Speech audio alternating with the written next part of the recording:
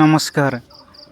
এইটো হৈছে বৰকাপালা গড় শ্ৰী শ্ৰী বাসন্তী দেৱী মন্দিৰ। এই মন্দিৰটো নতুনকৈ সজোৱা হৈছে।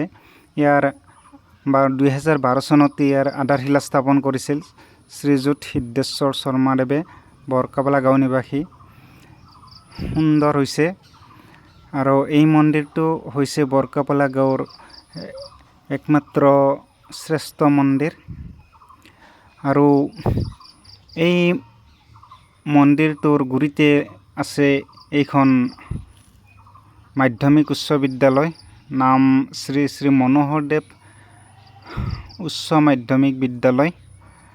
আৰু এই বিদ্যালয়খন স্থাপন কৰা হৈছিল 1993 চনত। আৰু এই স্কুলৰ সন্মুখতে আছে এখন বৃহৎ খেলপথাৰ। স্কুলৰ সন্মুখত আছে ধুনীয়া বাগিচাত নানান ধৰণৰ ফুল আছে। আৰু সন্মুখত সুন্দৰ কৃষ্ণচূড়াৰ গছ আছে। গৰমৰ দিনত বিশেষকৈ মানুহক ছাঁ দিয়ে গছবিলাকে। আৰু এই মন্দিৰটোৰ কাম কিছু বাকী আছে। ওপৰত মানে এই চাং বান্ধি থোৱা আছে, বাঁহৰ কিছু ৰঙৰ কাম আছে। আৰু এই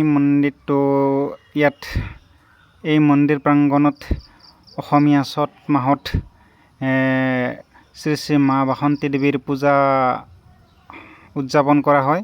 5 দিনীয়া কাৰ্যসূচীৰে মানে পূজা আয়োজন কৰা হয়। সুন্দৰ পৰিৱেশ চাৰিওফালে।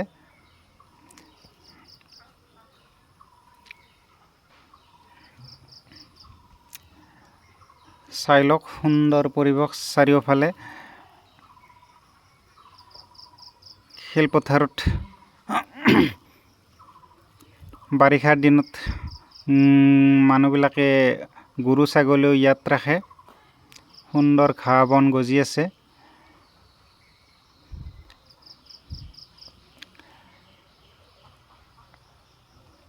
আৰু এই মন্দিৰটোৰ আৰম্ভ কৰিছিল 2012 চনত। সুন্দৰকৈ বনাইছে। কিছু অলপ চলপ কিছু কাম বাকী আছে ওপৰৰ ফালে, বাকী হৈছে বাৰু। আপোনালোকে কোনোবাই যদি এই শ্ৰী শ্ৰী বাসন্তী পূজা চাম বুলি ভাবিছে, চ'ত মাহত আহিলেই হ'ল। ষষ্ঠী, সপ্তমী, অষ্টমী, নৱমী, দশমী 5 দিনীয়া কাৰ্যসূচীৰে বাসন্তী দেৱী পূজা উদযাপন কৰা হয়। আৰু পূজাত নানান ধৰণৰ অনুষ্ঠান থাকে। ঢুলীয়া, ওজাপালি, যাত্ৰা পাৰ্টি আদিৰে কাৰ্যসূচী সমাপন কৰা হয়।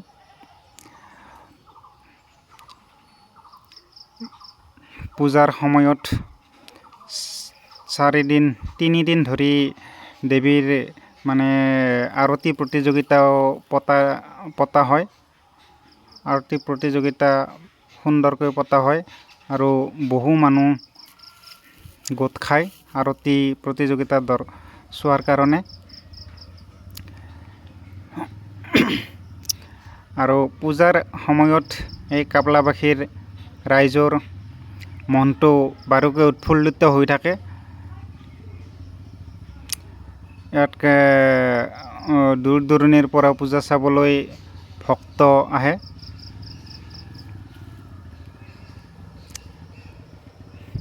পৰিৱেশ বাৰুকৈ সুন্দৰ লাগিছে।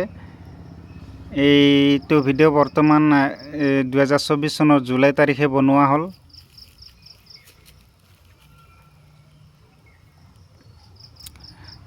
জুলাই মাহত বনোৱা হ'ল এই ভিডিঅ'টো।